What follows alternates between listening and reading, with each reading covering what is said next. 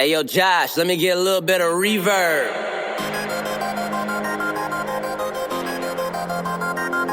Yeah. J. Will. Yeah, I'm about that lifestyle. I talk green work, repping it all over. It's right on the t-shirt. Fan for a lifetime. Yeah, that's a long pass. Figure I would show some love right on the podcast. Turn this up loud and make sure you don't do nothing else. Cause if you're listening to us, then you're improving your health. My name is J. Will. Welcome to the show, yeah. Wrestle, flow, flow, flow, yeah.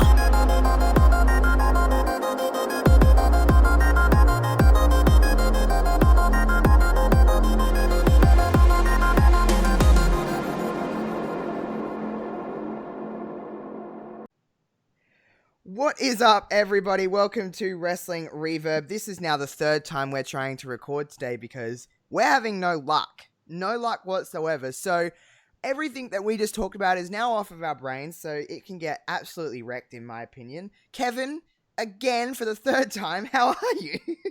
Well, nothing's changed. Still just sitting up here in my room trying to make sense of it all. Oh, man. We are not having the best of luck, as you alluded to. My internet cut out. Your recording stopped at some point. This is the third go. You know what they say, though? Third time's a charm. So I have a feeling this is going to be one of our best shows. Yeah, third time's a charm. We got questions and we got answers that we're going to give to those questions soon. We'll just briefly run down this again. We're not going to go down everything we just said for nobody except ourselves. How are you feeling about WrestleMania being 2 days? We recorded before it was announced last week, even though it feels like, to be honest, it was announced a long time ago because time is just Time's not even real anymore. Yeah. I don't mind WrestleMania being 2 days because I'm desperately craving content at this point. I think we all are. I think we're all itching for something new because everything's sort of come to a stop with WWE and wrestling in general being like the main exception. So I don't mind that we're going 2 nights. I wish that circumstances were a little bit better. I wish that Wrestle Kingdom, going 2 nights just back in January, you're going to have people saying, oh, it's just they're copying, they're trying to play off that success. I didn't like the 2 days Wrestle Kingdom, but here, obviously, this is a much different set of circumstances where, this you don't know what's going to happen after WrestleMania, so I'll take as much of it as I can get. Yeah, definitely. And, it is what it is. I'm usually not for it, but in this circumstance when there's no audience and stuff like that, 2 shorter shows, what I'm assuming will be shorter shows, 2 nights of wrestling really doesn't, I'm not going to complain. So, I'm happy for it. I'm also happy the fact that we're getting a slight adjustment, but we're getting some of the NXT TakeOver Tampa card over the next couple of weeks, especially the ladder match. That is what I was craving the most. And Io Shirai's back, so all is right with the world. That ladder match is, it looks real good. Chelsea Green, Candice, Io, and who's the other one? Chelsea Green. No, I said Chelsea, Mia, Io, Candice, Tegan Nox, of course. Come Tegan on, Nox. man. And then next week we got a gauntlet match. The winner is added. I would assume it to be Dakota Kai. That's what everyone's kind of guessing, is that Dakota needs to be in that match. She's like the missing piece, in my opinion. Yeah, I'm honestly surprised she isn't in already, but just another chapter of the Dakota Tegan story. You could tell, you could have, obviously you're going to get great spots. I think Io has to win. Well, I was thinking Dakota just for the fact that it's all dependent on what happens at Mania, really. If Charlotte was to win, where do we go with that? I think Charlotte versus Io would literally, I think you'd be literally taking money out of my pocket. Imagine Charlotte versus any one of those. Imagine Charlotte and Tegan. Oh, you don't have to tell me. Charlotte and Mia would even be fun, I think. Charlotte and Chelsea, we've seen that on Main Event a couple in December. Charlotte and Dakota, that would be fun too, actually. Charlotte and Candice. It'd all be fun, man. It's all Charlotte good. and Candice, sign me up. It's the women. It's the NXT women's division, man. It's But just then even Rhea in any one of those, really. you throw two names in a hat, and they're going to put on a good match. Except Aaliyah, not Aaliyah. Well, yeah, Aaliyah's different. Aaliyah's been in NXT longer than I've been alive, I think, at this point. So, Aaliyah has been in NXT since like 2003. like, honestly, she was NXT before NXT was even conceived. But I mean, Aaliyah was on Velocity. Even Xia Li, she's fairly new to wrestling, and she's doing a lot better than. Yeah, I like Xia Li. Poor Aaliyah. No disrespect. Aaliyah just doesn't have anything about her that like makes you want to watch her. No, she doesn't. Even her counterpart, her friend Vanessa Bourne, is better than her, and Vanessa Bourne isn't wonderful. I don't think. No, they're I'm like not the two. anyway, They're like the two others. Of those two, I definitely gravitate more towards Vanessa Bourne than I do Aaliyah. Yeah, me too. But hey, that ladder match is going to be, no matter who the sixth person is, which I'm hoping and praying that it is Dakota, because you know I'm a big Dakota fan. But I couldn't really see it being anyone else. And a gauntlet match next week, I'm not mad. Gauntlet matches, no. I'm a sucker for a gauntlet match. Don't know why, but I am. I like watching someone run a gauntlet. It's fun. But I don't know. Oh yeah, there's nothing beats like someone entering early and going through like 2 or 3 matches. Like remember Seth Rollins in the gauntlet? Like it was 2 years ago now. Yeah, I remember Seth. He beat everybody, didn't he? He did. He went over an hour. He beat Cena. That's right. And then Kofi's big run in the gauntlet, which was also yeah. You have some of your best storytelling could be done in a gauntlet match. I feel at least that they've demonstrated that time and time again. And Dakota's going to come in right at the end, and she's going to cheat with Gonzalez, and she's going to win because she's a heel, and that's what I want. And then I could see the ending to that ladder match being Gonzalez kind of gets her up on her shoulders and takes Dakota up, and she gets maybe she'll grab the what I guess they're gonna be hanging like a contract up there. I guess maybe she'll grab that for her, a la James Ellsworth. Oh my God, she could. So many factors. But there's that ladder match, audience or no audience, that is not going to matter to me because you're gonna forget that there's no audience. To be completely honest, because I think they're gonna tear it up. Yeah, that's the thing with NXT is the match quality is so good. I think you can get by without an audience. Mm-hmm. What's going to be weird about WrestleMania is not having the crowd at all. It's going to be weird for sure. But you know what? You're going to really be able to see who can go. Because the people that can go and can be like, yo, we're going to go out here and have a match regardless whether there's an audience. And it will make you be on your couch at home going, oh shit, being all into it, you becoming the crowd almost. It's going to be, the matches are going to be produced differently. Like there's no doubt in my mind that they're definitely going to say, you guys, we're going to let you go. We're going to let you do what you want to do in that ring because they know they have to make up for no fans. Yep. So don't be surprised if we see like banger after banger. Yeah, I think we could be pleasantly surprised. But we're going to break down WrestleMania with all our predictions and everything we think is going to happen on next week's show as the kind of lead into WrestleMania weekend. So we'll leave you on that. We'll leave you on that suspense of what we think, especially because we've still got we've got SmackDown and then Raw and SmackDown next week before we actually get to WrestleMania. So other things will be added and all of that kind of stuff. So we'll leave you on that until next week. We have got some questions that I put out a tweet the other day just saying, hey, we're going to have we haven't done a Q&A in a little while, so I put out a tweet and some people gave us some questions. So Kevin has got that tweet lined up. He's going to read out some questions. We're going to answer them, and that's going to be the rest of the episode. So strap yourselves in, I guess. All right. Yeah, strap in. Hold on to your butts. The first question comes to us from the always lovely Kurt Johansson. Kurt asks, whilst isolating, he said whilst, I like that. What pay-per-views and individual matches do you recommend people to check out from any era? I mean, that's a big question. That's a loaded question. There's so many. Yeah, there's heaps. Let's do a pay-per-view each and then a few matches each. Does that sound cool? Okay. I've got a pay-per-view that I think everybody should watch in isolation because it will just make you smile. There's no way it can't make you smile. You probably know what I'm going to say, Kevin. Evolution. Go and watch Yeah, Evolution. gotta be. Because every time I watch that, I've watched that pay-per-view from start to finish so many times, and every time it makes me smile. Because it's just like, oh, what a beautiful, beautiful wrestling event. And it's a great wrestling event. There's some great matches in there. So, you got Becky and Charlotte in The Last Woman Standing. You got Tony and Io. You got Ronda and Nikki. The list goes on and on. So, I just think it's a very, uplifting event. You really can't be too upset watching that. So, Evolution would be my pay-per-view to go and watch. Yeah, I mean that's a great one. Evolution is terrific. I loved Evolution. Everyone loved Evolution.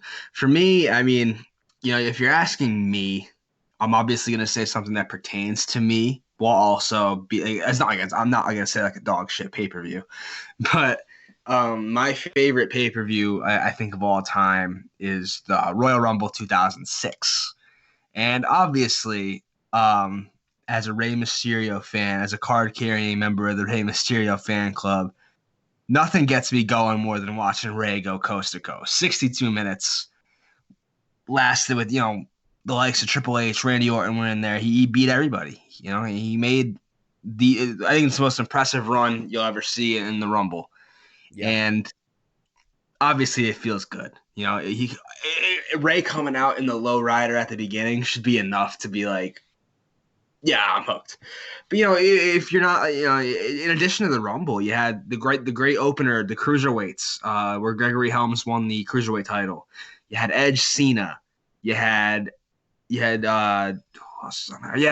Angle and Mark Henry. You had Undertaker come back. You had a lot of good stuff on there. Plus, the set was amazing.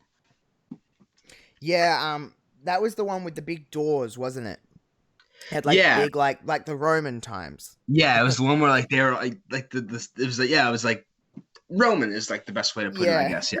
I love the DVD cover, and I guess probably the poster too is the four McMahons, Linda, Shane, and all dressed in like the Roman garb, and they just look so cool. Yes, I remember that. That is a good pay-per-view to go back and watch. To be honest, match wise, when I seen that tweet, obviously it was my tweet. I seen the question, but it's really good to take a lot of time, and sometimes I don't want to say forget. We definitely don't forget about some of these matches, but the span of WrestleMania 25 to WrestleMania 28 Undertaker matches, the two with Shawn and then two with Triple H. All fantastic. You start with an absolute, one of the greatest matches I think in wrestling ever, Shawn and Taker at 25. And you end with probably other than the Undertaker Mankind Hell in a Cell, probably my favorite Hell in a Cell end of an era. That spot. It is my favorite Hell in a Cell. That no spot doubt. with the super kick and the pedigree is, I think everybody in the world thought that was the end. And it was like one of the perfect kickouts. But those four matches, I mean, in terms of match quality, probably 27 with Triple H is the quote-unquote worst, but it's still very good. It still features one of my favorite spots ever, though, when Triple H tombstones Taker and he kicks out. And he does the full, he does the rest in peace, because that could have literally been the end. Yeah. Any of those matches could have. I know. That's the thing. It's like, you could probably trace it back to even Randy Orton, the match at 21 with Randy Orton. But that's when you started to think in terms of the streak itself. And, when you face guys like Taker, but you face guys like Triple H and Shawn Michaels, they're guys that could win any match. 25 is if you write a textbook on a wrestling match, I'm pretty sure it would look like that. I'm pretty sure. It's pretty had a little bit of everything. It was pretty close to perfect.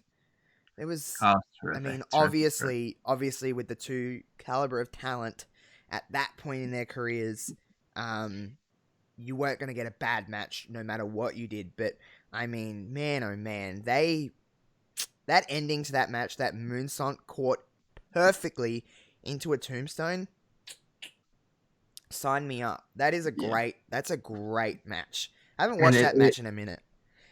Oh, I'd probably watch that match any day of the week. Me too. When Taker kicks out, or when when Sean kicks out of the tombstone and they pan in on Taker's face as JR is just like screaming on the mic. It's just a classic moment. It's a great match. 26 is also really good.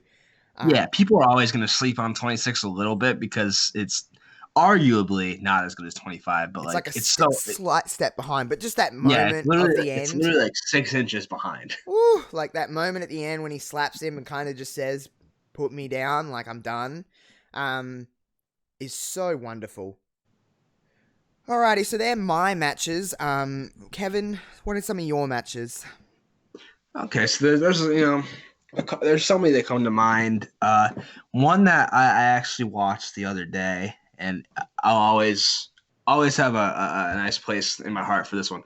The Survivor Series main event from 2014, the Authority versus Team Cena, where you had so many twists and turns in that match. I mean, Big Show turning on Cena, knocking him out with the world's the WMD, whatever the hell he called it, the weapon of mass destruction, the fist, the hand. Yeah. Ziggler making the run of a lifetime, and of course, obviously, Sting's debut, which is one of my favorite moments ever. That's a very good moment. Definitely up there. That is a really good match. That's a really good match. It was so uniquely booked. You know, a lot of Survivor Series matches, they do get a little formulaic where, you know, you have sort of the same storytelling narratives used in plot devices, stuff like that. This one turned all that on its head. Right from the very beginning when Triple H is psyching up Mark Henry and then one shot Mark Henry's out. Like right from there, you're like, oh man, I don't know what's going to happen. Yeah, that is a really good match. Sometimes you forget about that, I think. Well, I do. I just, it's probably one of my favorite, if not my favorite, Survivor Series match ever. Like, you know, traditional Survivor Series style. I don't think it gets much better than that. Yeah, that is really and keeping in the same vein, I know this might be a little controversial, but where Sting is involved, I absolutely loved their Sting and Triple H at Mania 31. Spew. Absolutely not. But hey, it's your subjective. Yeah. This is my time to shine, buddy. So I thought, obviously the ending is what gets people, and I didn't think Sting should lose by any stretch. It didn't bother me as much as it may have bothered some other people, but I thought the spot where he shatters the sledgehammer in half was cool. I thought seeing NWO and DX going at it was like nuts. I loved seeing Hogan, Hall, and Nash come down the ramp, and I love seeing everybody. You know, obviously it was more of a storytelling thing than an actual match. But Sting, you know, I had a lot of great moments. Great drop kick. He jumped from the buckle to the outside. You just don't see that shit. Yeah, true. Okay, I'm not gonna. Yeah, cool. Yeah. I love that. That's my favorite WrestleMania. I think everything on that show was great. I don't think there was like a bad match on the card. Fair. And I'm gonna throw another one out there. And then again, this is a series of matches, I guess. But go back and watch Cena Styles, both from SummerSlam and the Royal Rumble. Just both unbelievable matches, especially the one at the Rumble. Oh yeah, but even I think the moment that gets me is from the SummerSlam match when AJ kicks out of the Super AA from the top rope. That was where I was like, oh man, they like this guy, because you don't just see anybody kick out of that. No, not a super one. Super one. Yeah, they are very good matches that I haven't. Especially like when Styles goes over Cena at SummerSlam, you know he's a made man for life. Yep, definitely agree. Haven't watched those matches in quite a while. Very good stuff. Good match choices. What's the next question we got here? I gotta pull up the tweet again. I gotta pull up the tweet because I stepped away to DM you. By the way, guys, we're having a lot of issues. This is the third time. Well, this is technically we're on the third recording, but fourth time recording because we're having internet dropouts and we're having everything that could go wrong is going wrong today. So if by any stretch that you hear like something odd happen in the middle of these episodes, it's just because Kevin's dropping out or whatever, and we're just making do with what we can. So apologies. Yeah, sorry guys. It's 66.6% my fault. But anyway, back to the questions. Our next question comes to us from Aussie Illusion Blogs and Podcasts. Great podcast. We've both been on there a couple of times. And he asks, what match are you looking forward to the most going into WrestleMania? Well, for me, probably the match I'm looking forward to the most. It's changed because of everything with the circumstances. I would have probably said Drew and Brock because 100% not for the match, but for the end, for the crowd to react with Drew. But now that that's not happening, the match I'm probably looking forward to the most is honestly this is going to sound weird, but the SmackDown Women's title match or Charlotte and Rhea. Because I still think Charlotte and Rhea will go out and put on a really, really good wrestling match. I think they have, stuff like that and Owens and Rollins. Like, I don't think it hinders them without a crowd, where some matches I think relies on a crowd. Roman and Goldberg, to me, even if the reception was negative, would have been more fun with a crowd. I would have been looking forward that to a little bit more. Now it's just like you've taken away my favorite element of that was them shitting on it or them loving Goldberg or them loving Roman or them just the crowd doing something. So that takes away that element from that. So it kind of takes away all my excitement for that match, to be completely honest. I'm looking forward to like Becky and Shayna. But again, that probably would have been more fun with a crowd because I would have loved to hear the crowd cry when Becky lost. But yeah, probably Charlotte Rhea is what I'm really looking forward to the most.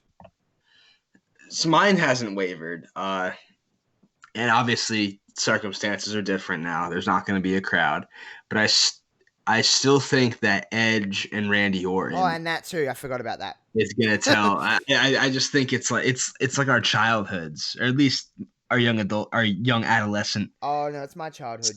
It's definitely my childhood. Childhood. It's rated RKO coming to a boil. I hated both those guys so much, but you appreciate them for what they did. They're both, especially at that point, on top of their games. Two of the best. About Edge and Orton, to be completely honest with you, it slipped my mind, but yeah, that would probably be the match I'm looking forward to the most too. And it's just gonna be, because Edge is wrestling. Edge is just wrestling, and that's just wild to me. It's just fucking wild. Honestly, tell me, ask me 5 years ago. Hey, are we gonna see Edge at WrestleMania? Ask me a year ago. I'd be like, get absolutely fucked. Yeah, ask me the day before the Rumble, and I'd be like, no, it's not fucking happening. So yeah, that'd probably be mine as well. We'll break all that down. We'll probably talk a lot about Edge and Randy for a good section next week. So, what's next? Okay, the next one comes from JPQ at Big Paws on a Pup. Okay, this is a good one. He asks, Kevin has an annual kielbasa festival he attends. Josh, what's the Australian equivalent? Also, what's the best festival dedicated to a food? Okay, I don't even know what that is. What is that festival? Please explain to me what that is. Kielbasa? Yeah. It's like Polish sausage. What? I don't even know what the Australian equivalent to that would be. Don't you guys have any like crazy food festivals? No, we don't. Festivals aren't like a big thing here. Well, at least not in my neck of the woods. I don't think I can ever tell you, other than like a music festival, I've never been to a festival before, like for food. I don't think. Damn. Well, this question was done. This question, what's the best food festival then, Kevin? Is it that? Polish sausage? I'd have to, I don't know, because I've been to this festival for a couple of years. Been to a pierogi festival for a couple of times. Those two are neck and neck because I love them both. Right on. We're like a very, I don't even know what the word is, but we have we have a big Polish population. We have a big, we celebrate food around here. We definitely do. And those are two big ones. Everyone eats them and they're so good. And the festival is cool because you get to try different kinds and different flavors of both kielbasa and pierogi. You get to meet people that like share an interest in these things, and you see like the entire valley comes out to them. Damn, noted. Right on. Yeah, Gonna have rad. to get JPQ up here to one. He's only about 2 hours south. I was gonna say you live near JPQ, so Yeah, maybe y'all should hang out. maybe I gotta make it down. I gotta go down to Philly once. Obviously, right now it's not the time, No. but once everything gets cleared up and we get that, I'm gonna have to go check out some Philly indie wrestling, and then hang out with the man JPQ. Man, lucky dude. I'd love to hang out with JPQ. What a man. All right. Well, next You question. gotta hear about that. Okay, the next question is we have 3 questions in a row from our buddies at Headlock Talk. Oh, Varying in terms of seriousness. So we'll knock this one out first. How many fish could Bobby Fish fry if Bobby Fish could fry fish? 12. I'll go 14. Okay. Yeah. So we're in the ballpark. We're in the same We're area. in the same area here. Okay, but moving on to a more serious question. In your opinion, will the lack of performances in front of a live crowd cause the wrestling community at large to be more appreciative of both WWE and AEW televised products, as well as Japanese, Mexican, European, and independent companies in general once the pandemic ends? So basically what he's asking is, like, are we going to be more appreciative of wrestling after this is over? Once it's over? No, Probably not. Well, maybe me, but in the masses, no. We'll go back to exactly what we were doing before, shitting on everything, fucking doing stupid chants, and not appreciating what we actually have. That's my opinion.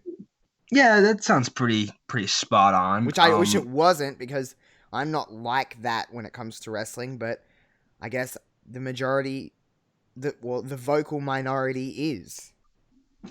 Yeah. For me personally, I know that I'm still in that, we talked about this. I'm still in that, a little bit of that wrestling funk, and I think that when this is over and I think I will be more appreciative of wrestling, because it hasn't ditched us the way and it's not like anyone really had a choice, but like wrestling's still here, when everything else is sort of shutting down. Yeah. Wrestling's still here, and as I think I personally will appreciate it more when we get the crowds back. That first show. Oh man, I've been thinking about that. I'm like, a full crowd. It doesn't matter what they do. It does not matter what they do for that first show. No, they could literally they could put the belt back on Jinder Mahal. People and we would still be like, this is the greatest thing I've ever seen. Booing and going crazy, and whoever gets that first entrance with the crowd back, I mean, you're a lucky person. That first match with the crowd back, I just want a crowd back, and I know it's going to take some time, but I guess if anything, that entrance has to be dope. Remember when Dynamite first launched and Cody made that cool entrance to start the show and got the huge pop? That was so cool. I envisioned the first WWE show back with a crowd, someone like Roman or Becky. Cena if he's around, but someone like that. Becky would probably be up there. Is going to come out to just a rapturous. Oh, it'll be Vince. I wouldn't mind that either. Honestly, me either, because that crowd, there's not really many louder pops than Vince McMahon. No, to be honest, everyone, we're gonna pop for Vince for the rest of the time. His music is great. He's great. His character is so good. Yeah, he's crazy and he's old and senile, but I'm not one of those people that hate Vince McMahon. So neither do I. He literally built this business. I think he makes some questionable decisions, but there's also a lot of people around him that are also making those decisions. And people just like to point the finger at somebody, so they point it at Vince. I don't think all of these are Vince McMahon decisions. I also think we latch on to bad decisions more than we praise good decisions. Yeah, people knock him, but they don't equally praise him when he does something right. And people are so quick to attribute anything good that happens to Triple H. And I'm not saying that Triple H doesn't have a hand in a lot of good things, because I think Triple H is doing a great job. Me too. But you got to give some credit to Vince, because literally nothing happens without Vince's approval. Yep, agreed. 100%. All right, we got another question from Headlock Talk. One more, and this is a good one, because it's going to make me think. Tell us about a time, a match, or a show in general when you knew you truly loved professional wrestling. Many times. I have a unique take on this. I'll let you go first. Many times is just sitting there, it doesn't matter whether you've fallen out of love, you're falling in love with it, or you are loving it, and then you just realize how much. I mean, I said it before, but Evolution was one that I was like, oh man, I love wrestling. WrestleMania 35 was so feel good. I'm obviously I always bat this home, but stuff like the Iconics for me is stuff when I'm like, when they won, when that 3 count hit, and I literally cried tears over wrestling, that's when you know you love something. You know, it's not often that I literally cry over wrestling out of pure joy, but that is a moment I did. Edge coming back recently, that's a moment when I've just everything kind of didn't matter around me, and I was just like, holy fuck, like I love watching this. So the iconic being at Super Showdown was, you know, something I waited for at that point 17 years. And I just remember sitting down in that arena when we were one of the first people inside the stadium.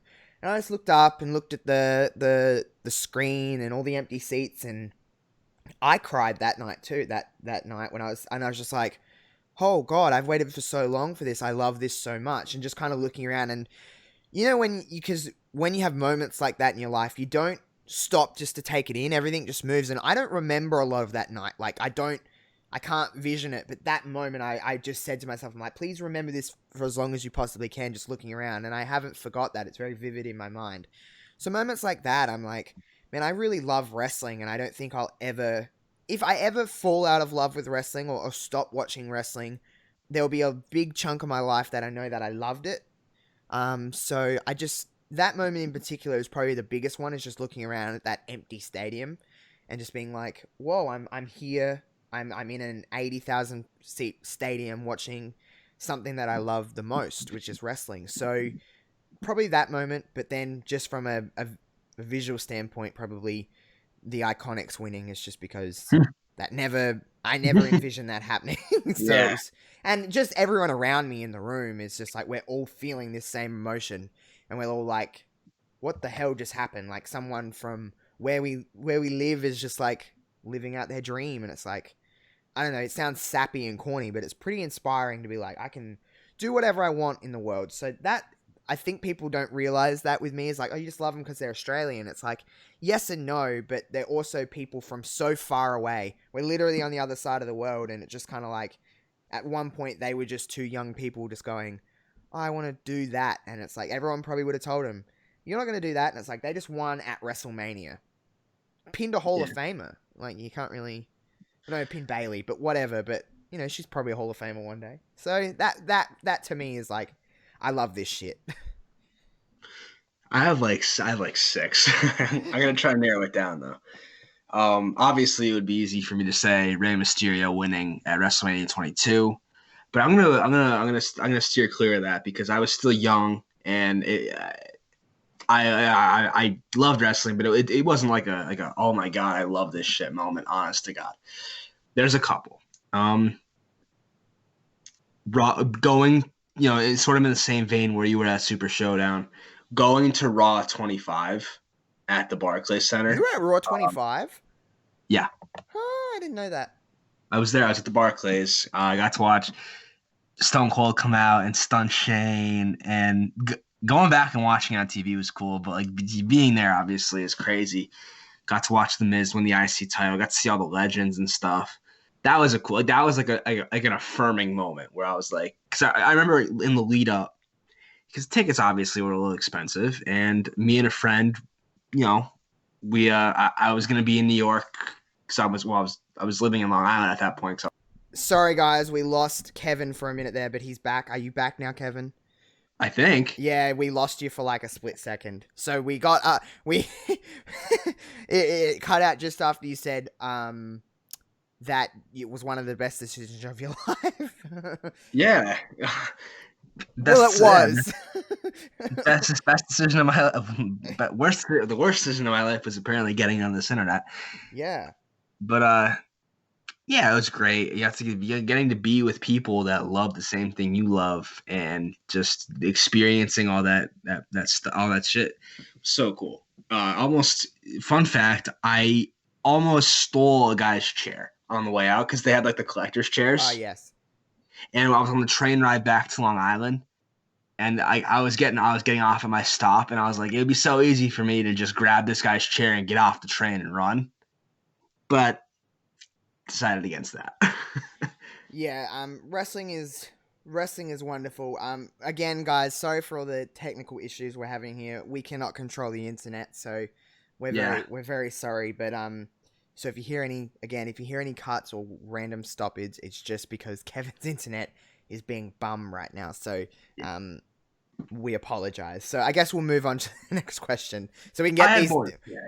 Oh, okay, sorry. No, I wanted to highlight 2 more moments, honestly, while I have the time, while my internet is on. Another big one for me was WrestleMania 27, which obviously is not remembered fondly. Oh my god. But it was my first WrestleMania back after a bit of a hiatus from wrestling. Yeah, I didn't watch 25 or 26 live. So this was my first WrestleMania in 3 years, and I just remember watching it. Even though a lot of it sucked, it's still gonna be one of my. I would consider it one of my favorites, just because like it was a moment where I was like, wow, how could I leave this behind? How could I turn my back on this? I love this shit. We talked about a Triple H and Taker at that Mania classic match. Even like The Rock being there was so cool. Obviously the main event wasn't great, but it's still, it was still a WrestleMania main event. And it was just fantastic. And the last one, real quick, before we move on, and this is where I said I had a unique take on this. Taker losing at WrestleMania 30. Yeah, that's actually, no, that's not weird to me at all. I can be like, well, boy, I care about this so much. Yeah, like, that left me so disheartened and just desolate. And I was like, I must really love wrestling to feel this way right now. No, yeah, because you care so much and you're so like passionate about it, and you're like, yep, I love remember this so much because I'm so like just whoa.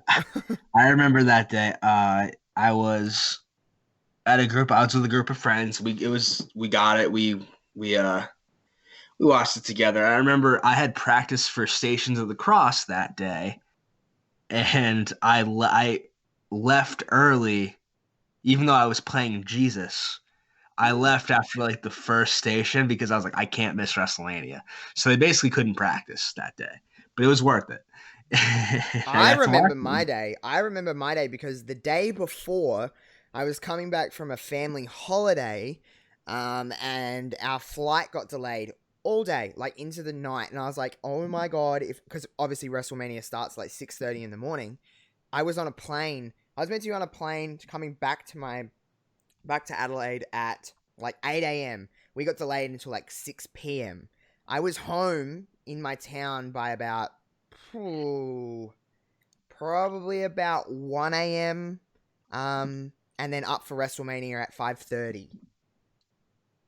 So I was tired that day. And I just remember being all day stuck in an airport. I said, if I get delayed, because if we got delayed any longer, they would have been like, you're delayed until tomorrow. I would have missed WrestleMania because I would have been flying back. I was pissed.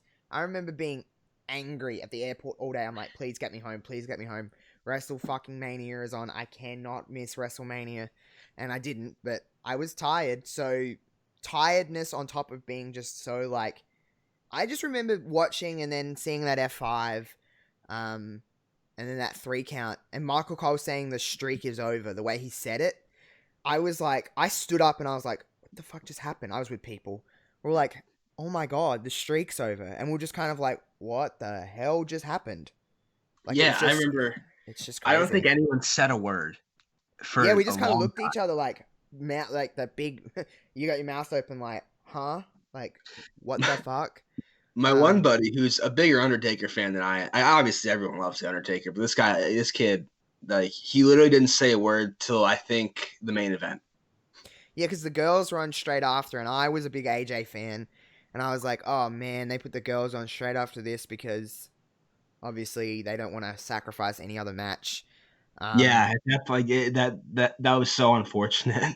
That someone had to do it, I guess. But Someone had to there do was it, like and a obviously fatal at that point in 14 way or time, something. Like, and I remember that match not being better. Well, better than it was a cluster, but it was better than I thought it was going to be. But the crowd just, they did not crowd was care. cooking. Except for when I AJ remember won. being, I remember she got a pop. But other than yeah, that, I they remember just, being really happy I remember being like surprised and happy that AJ won. It felt like they were taking the belt off her to me, and I was like, wow.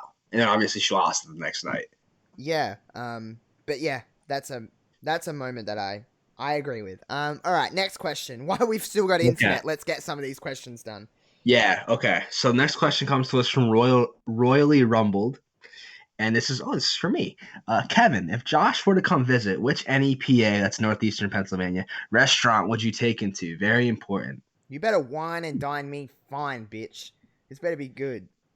I actually just checked the Royally Rumbled Twitter page. They're from Pennsylvania, so it makes me wonder if like this guy's around here somewhere. Oh yeah, Um, Robert and Jordan, they're good people. They're good dudes. yeah, they really are. Um, Actually, this isn't hard at all. I take you to Burger King. Just kidding. I Honestly, I would. wouldn't be that mad because I've never had it. Oh, really? We don't have Burger King here. We have Hungry Jack's, which is like the Australian equivalent, but it's not the same. Damn, I might have just changed my answer. But no, in terms of like restaurant, like an actual restaurant that you could only find here, there's a place the next town over called Michael Valenti's. It's Italian, and it is the best restaurant ever. Well, It's so good. Like I don't know if you're like into Italian, but I am. I think anyone could be into a bowl of spaghetti. Yeah, but who the fuck? You're crazy if you're not. Or a Yeah. lasagna, or like a carbonara. Oh yeah, you're in the spirit. You're Sign in me up. Pasta. I mean, it's so good, and we've been going there as a family since it used to be called the previous owner with his name was Gene Pepe, and he used to be called Gene Pepe's, and he died and passed it on to this guy Michael Valenti, and it's cool because like every time we go there, we yeah, everybody, all the workers, everybody there, and it's so good. And I haven't been there in like a year now, and obviously I can't go now. I could probably get takeout, but it's not the same. I love dining in at places, which really sucks. well, yeah. Sign me up. I'll wear my finest suit. Yeah, you don't have to wear a suit. Well, I want to, and I want to Okay, get pasta yeah. all over it. I was gonna say. I just eat it. I'll eat the pasta with my hands. I'll be like, "Mah."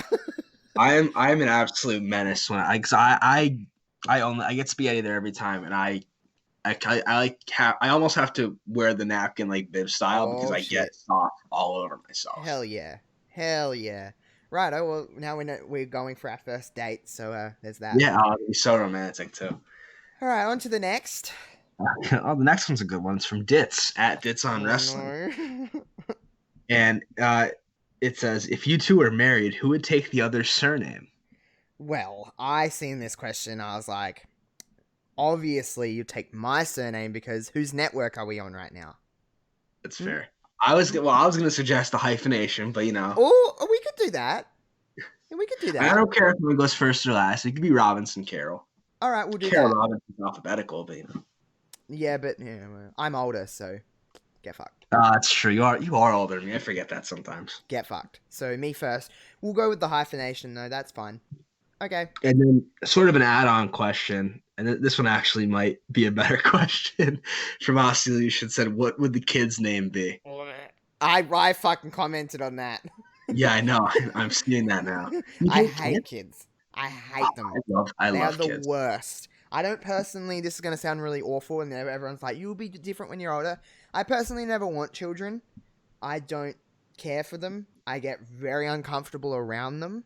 I like my little brother. He's 10 because he's my little brother, so I kind of, by proxy, I have to like him, I guess.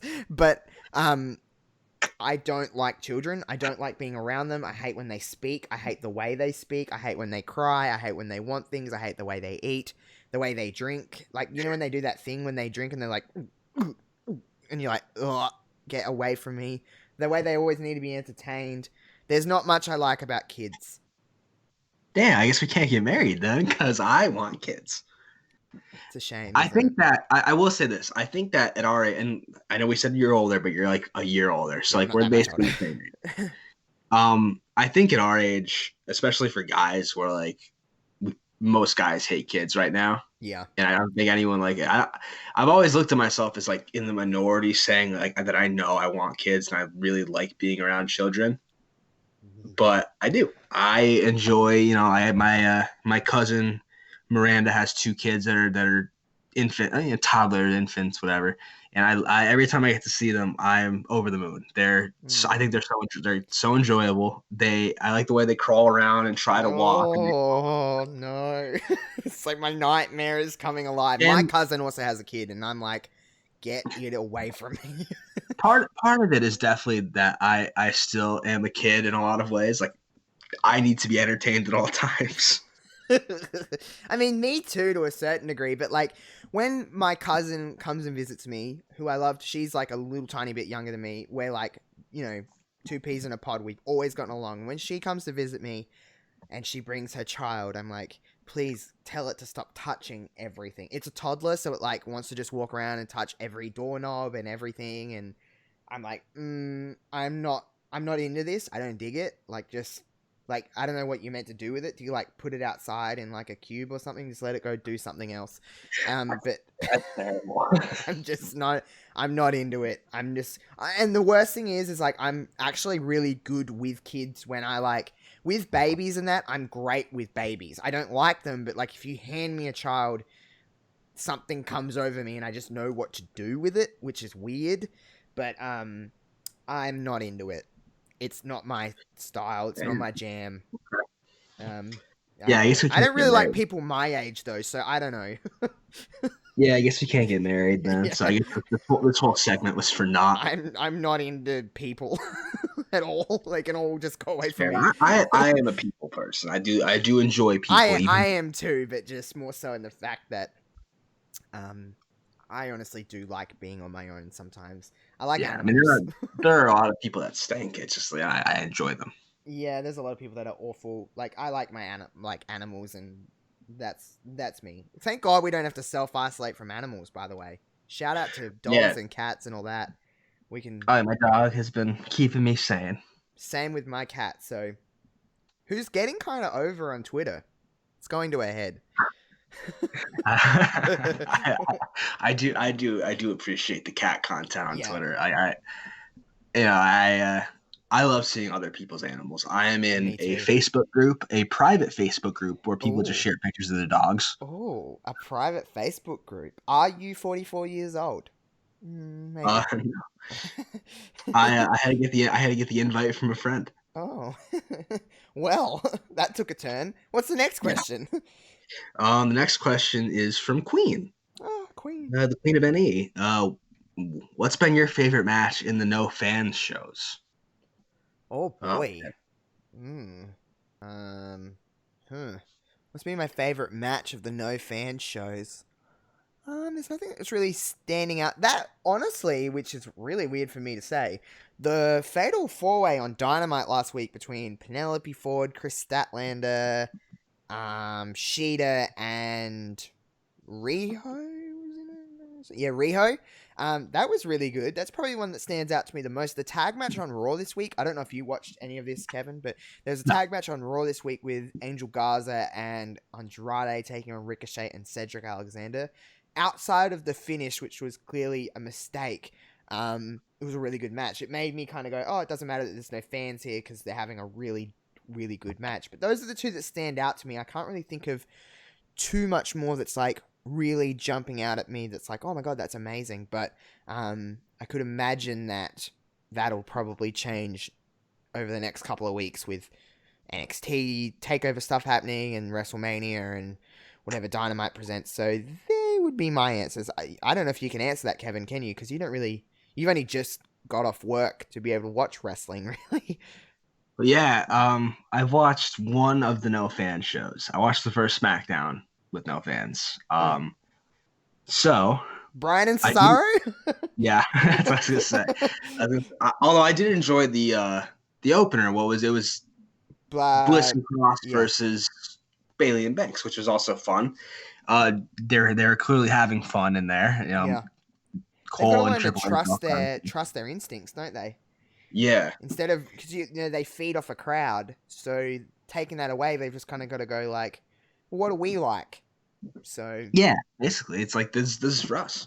When they announced that Brian Cesaro was going to happen, though, I was like, no way. Like we haven't seen it in a while. I don't think. no, we haven't. And obviously, it's just two uber talented guys, and I love what they're doing with Gulak and Brian right now. I think that's like a match made in heaven. Yeah, Me too. To see that sort of start to unfold on that show and during that match definitely elevates and it for Brian and Sammy, man, that's going to be a lot of fun at Mania. me. Oh, that's absolute money. Yeah. Well, they're mine. They're yours. What do we got next? Do we have more questions? I think we do. Yeah, we've got like 3, 4, 5, 6 more. Okay. This one's for you. This is from Mags All Pods, Oh, no. as he's changed his name. It's a serious question, but it is aimed at you. How was the move from and I'm curious too, how is the move from a solo project to a whole network of shows gone, and what were the logistics and transition like? Oh man. To be completely transparent, it's been something that I've kept to myself since about October of last year. It was the post Brainbuster stuff, and then I didn't really want to personally be on a network again, just because we've been on a couple of networks with this show, and it didn't really kind of go to plan.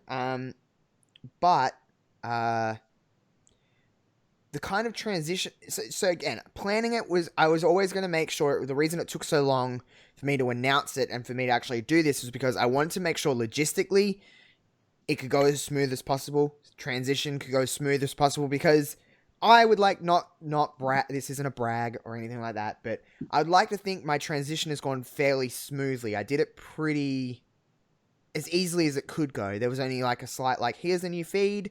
I've got everything else ready for you, and we're off to the races. Knock on wood, I really haven't lost too many listeners. There's been a slight little adjustment, which is going to be normal for people moving on to a new feed.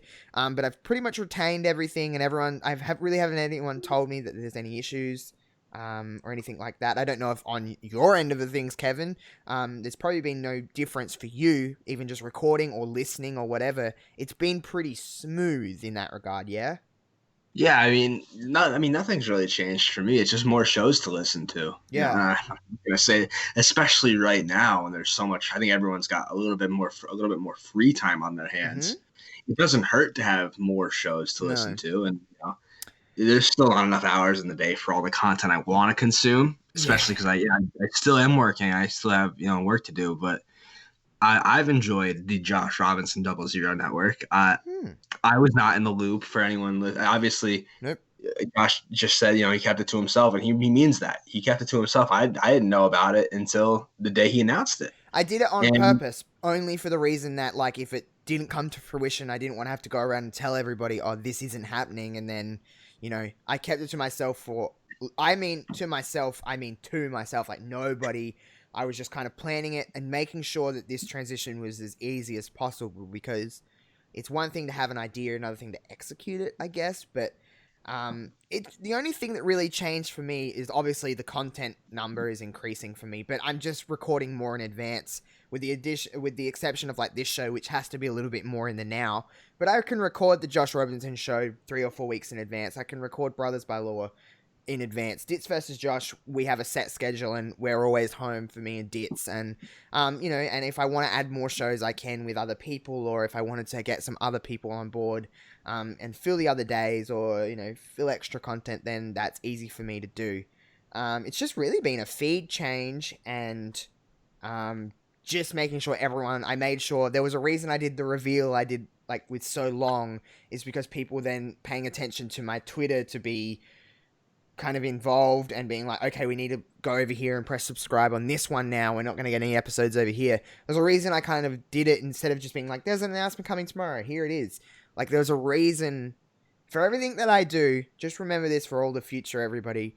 I'm not this isn't a brag again, but I'm not silly with the way that I do things. Like, I try and put thought into everything that I do. Like, for example, subtle plug. I'm doing a Josh Plays this weekend to kind of get people together and chatting and watching a wrestling. I know it's different. It's a wrestling game, but just trying to get people involved. And there's a reason I'm doing that this weekend is because I want to see more people get involved, and I want to have more people not only just watching my content, but coming together in a time where we need to be a bit distracted. There's a reason I'm doing that, and there's a reason I've been promoting it the way I have. Like, I have a business certificate in marketing, and I have a business certificate in business administration, and I don't think I've never have really said that just because, I don't know. I didn't know that. Yeah, because I can come across very, like, not dumb, but, like, just very simple with the way things I do. Like, yeah, just kind of like... I wouldn't call it dumb, obviously. No. You put a lot of work into this stuff, but you definitely come off as someone who's, like, sort of like I don't want to say carefree either, but like happy-go-lucky. Yep, but there's everything that I do it because I know for me what works, and not only that, I study my audience. There's a method behind that you got to learn to study your audience. It's not about adapting to yourself; it's about adapting to other people, what they want to hear. But yeah, I do have a marketing certificate and a business administration certificate. So I when I say, like, things like, people always are like, when you say this, like, I want this to be bigger and I always want this to grow, is because I can see it. I can market it in my own brain and be like, I can see where this can go. It's just going to take a lot of effort, a lot of hard work, and a lot of time. Like, I put a lot of time into all my content, whether it be stuff on YouTube or whatever. Like, everything that I release, I try to release to the best of my abilities. It's not like I try not to put out anything that's like, I'm not proud of. Of course, there's episodes and there's things that I'm like, oh, I wish I could have done that better. But, yeah,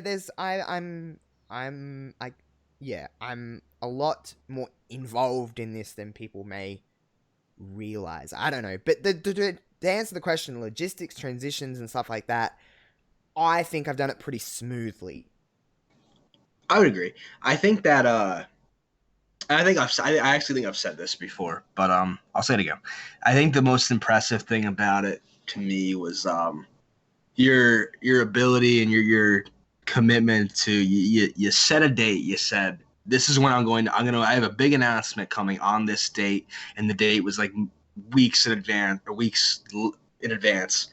and you build up. It's a masterclass in suspense, because I know by the time we were like 2 or 3 days out from the announcement, I was like, Jesus Christ, I gotta know. I wanted you to tell me, and you just you stuck to it, and I think that's really good, because I know I'm like the opposite, where like I'll say, oh, I have a big announcement coming on, call it March 30th, and then like a day after I make that announcement, I'm like, I'll just do it now.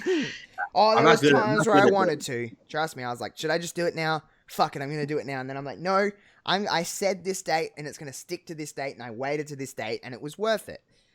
So, yeah, there's method to my madness, I guess you'd say. Yeah, it's impressive. That's the most impressive part to me. Obviously, maintaining an entire network is impressive, but like the restraint was. And I've got more to it, guys. I keep saying that, but again, method to my madness. I do have more to this than what you see now, but I'm just making sure everything's right before I go out and say anything, because if it fails, at least it only fails to me, and I don't have to go around and explain it to everybody. Yeah, there you go. So yeah, okay, next question then. Next question comes to us from the Get Show Wrestling podcast. Which promotion has been the most creative since everyone started doing shows in an empty arena? I mean, there's really only... I know there's indie stuff, but I'm not really watching a lot of that, because wrestling with no fans isn't like... While I'm still appreciative and grateful that it is, it's still not something that I'm like, I'm just watching what I normally watch. I'm not going out to seek more of it, I guess, but, I don't know, AEW and WWE has been very similar with the way they've done it, to be completely honest. I think their products are different in general, so they're going to have different kinds of approaches, but I don't really think it's been that different. This week on Dynamite, they didn't have any people in the crowd because they realized there was a little too many people within one distance from each other. So, you know, I really don't think anyone's been more creative than the other. They're just doing with what they can, I think. Yeah, I kind of agree with that. I will say that there's been a step up in, because obviously the indies have to keep the doors open to stay afloat, so they're gonna do what they got to do. There was that, and the name escapes me right now, but there was that big long stay-at-home marathon that was on Facebook. I know Synergy Wrestling had a big hand in it. Yeah, that was creative. Putting all that together, like putting that on for people. That's you're opening eyes to new promotions. You're helping yourself, and you're helping wrestling fans get through this. You know? Yep. I saw a clip from a match. This was a Joey Janela match where he gave someone a social distancing choke slam. Oh yeah, they had a social distancing match. Yeah, that's creative. I'll give you that. I don't know if I necessarily like it, but like it's creative. Yeah, no, I agree. But yeah, no one's really. I don't know. They're all just doing what I think they're all doing a great job because they're doing what they think is best, and there's really no wrong answer. Yeah. Yeah, that'd be my answer for that. Yeah, I don't know if anyone's done anything like super creative, like between obviously the two big ones right now, AEW and WWE. I don't think they've done anything like crazily different. No, I agree. All right, well, next question. Next question. Okay, this is we'll take it one at a time because Conrad from Everything Pro Wrestling asked two questions. Instead of just doing it at once, I'll do them separately because they don't have anything to do with one another. So. The first one is, what match can leave the biggest mark on WrestleMania? Oh boy, you go first. You can. I'll go first. I think that, we obviously talked a lot about WrestleMania matches in one of the prior questions, but as for what leaves the biggest mark, I think it's McIntyre and Lesnar because. Yeah. Either way, you either have the coronation of a brand new champion, someone who's been in and out of the WWE, someone whose story is so well documented and well told. Even if I don't even like Drew McIntyre, honestly, but I can't deny the fact that he's hot right now, and he has just this incredible built-in story of someone who they turned away. They let him go, and he went and found himself on the Indies and made his way back, and it's such a great story. On the other hand, if Lesnar wins, it's like, well, what now? I think either way, that's the biggest match. Yeah, I agree. 100% I agree. I think that match will leave the biggest mark. Maybe the only one that comes close to my brain is Becky and Shayna.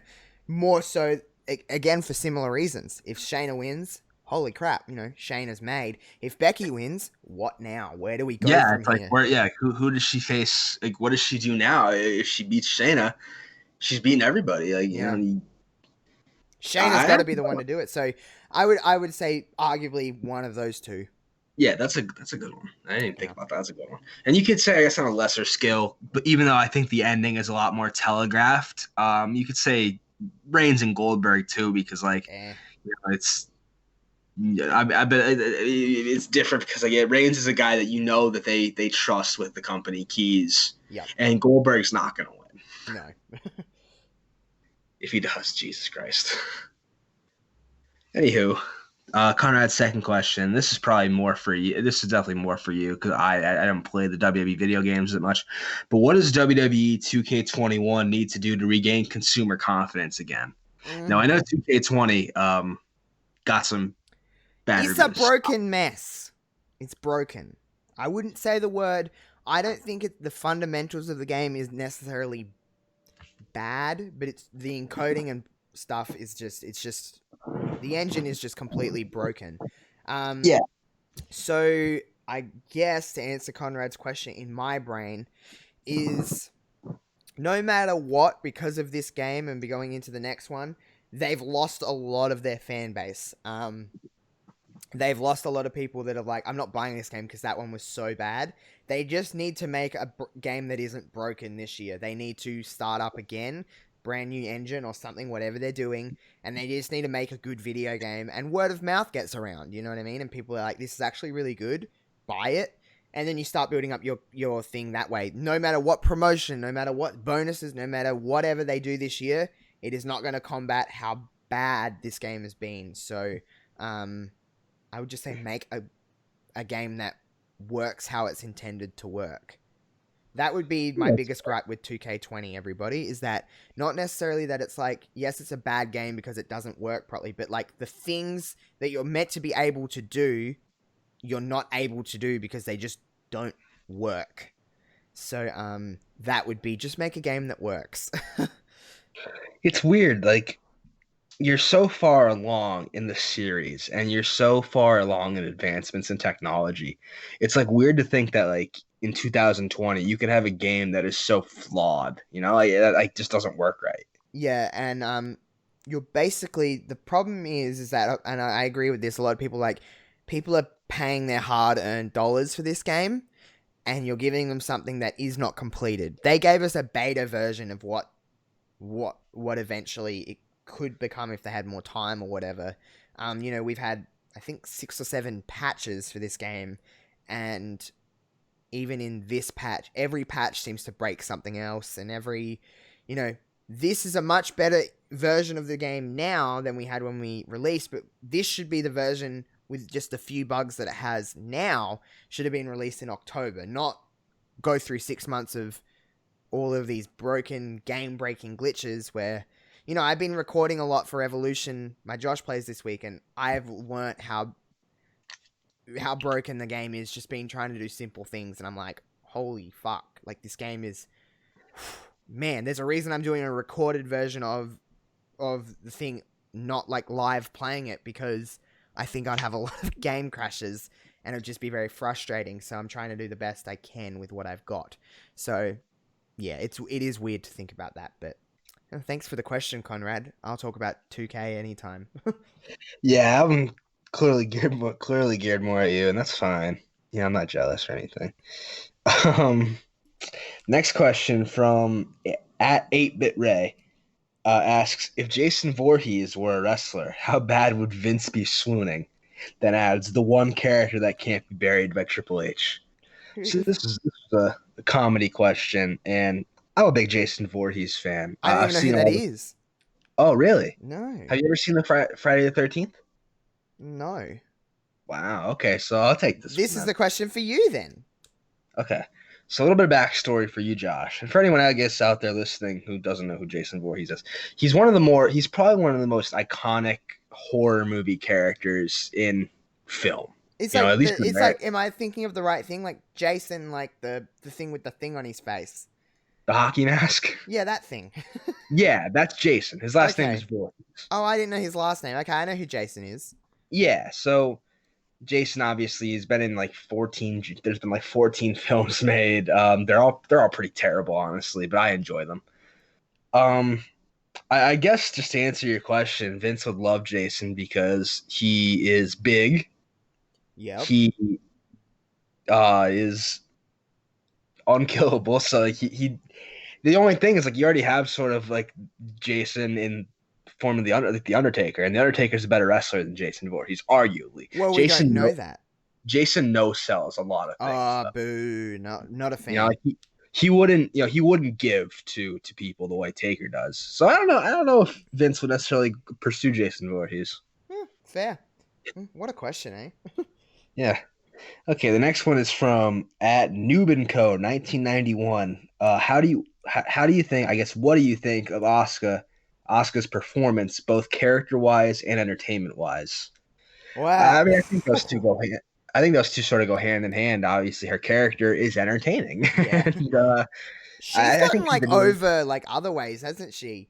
In the sense of like she's great in the ring. She was always like loved because of her in-ring work, but she's gotten like internet silly over, and it's so funny, and I love her. Anything she does is so memeable.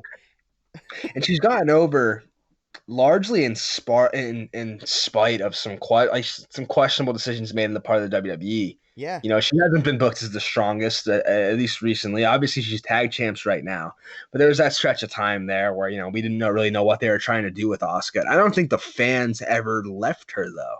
No. I think she was pretty popular. I've liked Asuka since NXT. I thought she was one of the more unique people they brought in. Out of all the people they brought in from across the world, Asuka just seemed like different.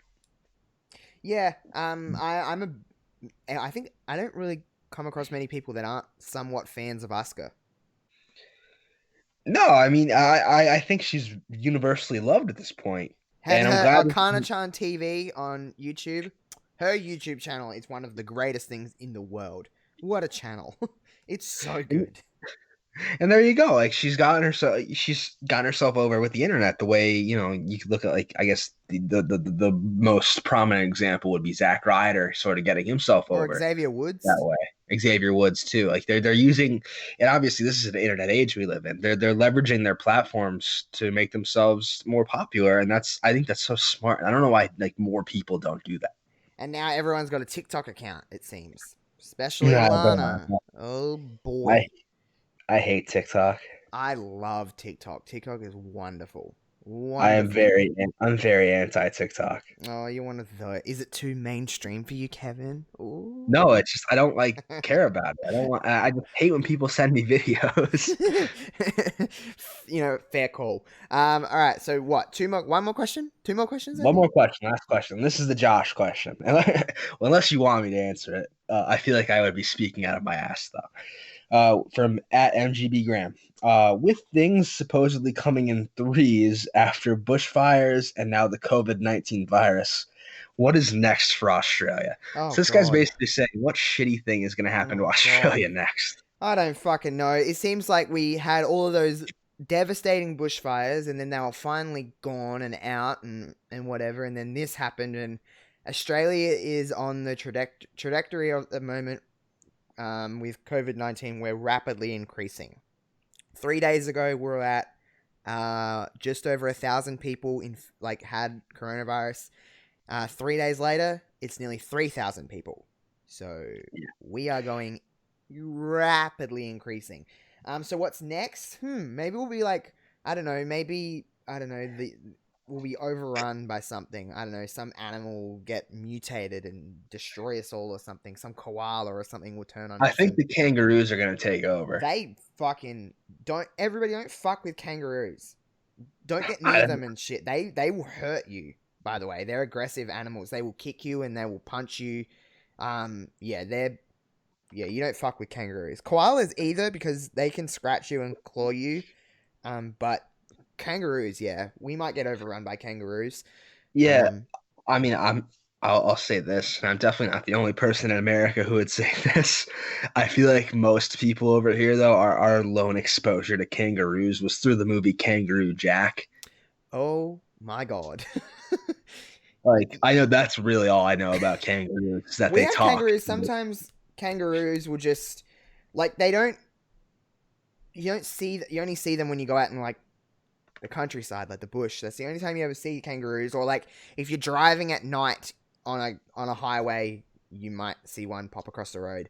But I've seen them in the I've seen them in the streets here. Sometimes they'll come in. It's not very often. They're lost if they come into a town, but you don't go near them. You don't get near kangaroos because they will come at you and they will attack you and they will hurt. Like, they will fuck your shit up. Because kangaroos are very territorial. So they will, if they think they're being invaded by somebody, even if they're out in the open world, they'll be like, oh, fuck, like, I've got to defend, and a lot of, like, mum kangaroo, you don't fight with mums, because their joeys are usually in their pouches, and they're like, get away from my children. So, yeah, you don't fight with kangaroos. Kangaroos is not something you want to do. So maybe kangaroos will overtake everything, and they'll just come into the town, because all their land is all gone from the bushfires, so they'll just be like, we're coming to live in your home, so get the fuck out of here, or we're going to beat the shit out of you. That would probably be next. Damn, now you learn a lot, yeah? Yeah, you learn a lot. So I guess, is that that's all the questions, or is that one? That's all the questions, I believe. That's all I'm seeing. All right, well, thank you everyone for your questions. We apologize for the internet issues that we had here. But hey, shit happens, I guess. Hey, Kev, so can't really do much about it. But On that note, while we still have internet, I guess we better wrap this thing up just in case it goes away again. So, WrestleMania week is next week, so we'll have a nice little WrestleMania edition of Wrestling Reverb next week. I was planning to do a lot more for WrestleMania week, but I just thought, given the circumstances, I thought I'd can that because doesn't really feel like WrestleMania season. So, we'll just have a WrestleMania special next week, and yeah, I feel like we would. There's not like enough to talk about to stretch it as much as we did last year. Which is fine. You know, shit happens, but we're hoping everybody stays safe and stays the fuck inside. Please stay inside. Do what you can so we can nip this in the bud and we can just move on with our lives in a month or so, hopefully. But who really knows how long this is going to last? So we hope you all are staying safe, doing what you can to do your bit, and practicing social distancing. Really, I guess that's all I'll add. Yeah. Just stay safe, stay smart. This will be over at some point, and we will be back to normal. We will come back from this. We will. On that note, I guess me and Kevin will see you next Friday. I will see you all in, everyone please join youtube.com/she/Josh Robinson 00, and you can watch some live Evolution, an Evolution 2 card. What could it be? In WWE 2K20 is going to be a lot of fun. If everyone watched my Brainbuster TV simulations back in the Disney, very much on that same vein, just turn it up a little bit. I've got a lot of different things that I've been working on, so please come and join. And until next week, we will see you on the next Wrestling Reverb. Peace out.